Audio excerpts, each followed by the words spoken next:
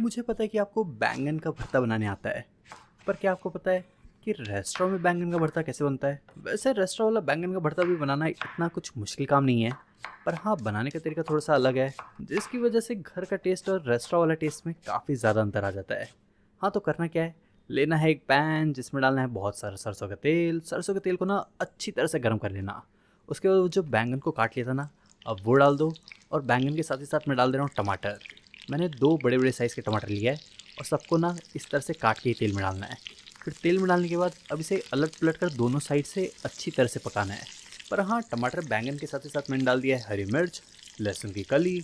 हरी मिर्च मैंने अपने टेस्ट के हिसाब से डाला है और लहसुन की कली मैंने डाल दिया है 6 से 7। फिर इन सबको तेल में अब अच्छी तरह से पकने दो। और टमाटर को तो तब तक पकाना है जब तक टमाटर के छिलके ना कुछ इस तरह से अलग ना हो जाए। और जब टमाटर के छिलके अलग होना शुरू हो जाए, तब एक-एक करके इनके छिलके भी निकाल लो। और जब टमाटर के छिलके अलग हो जाए, तब सब सब्जियों को भी निकाल लो। फिर सब्जियों को निकालने के बाद हल्का फुल्का ठंडा करके अब इसे ना अच्छी तरह से मैश भी कर लो। और अगर आपके पास मैशर नहीं है तो आप हाथों से भी इसे मिक्स कर सकते हो।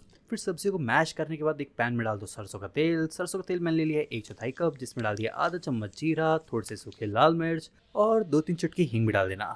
हींग डालने के बाद ये जो सूखे लाल मिर्च और जीरा है, इन्हें ना अच्छी तरह से तेल में पका लो।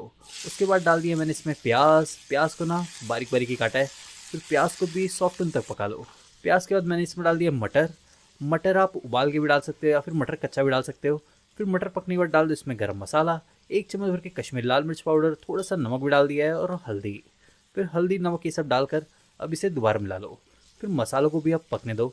और जब मसाला भी अच्छी तरह से पक जाए, तब क्या करना है, तब वही डाल दो जो बैंगन टमाटर को अच्छी तरह से मैश कर लिया था।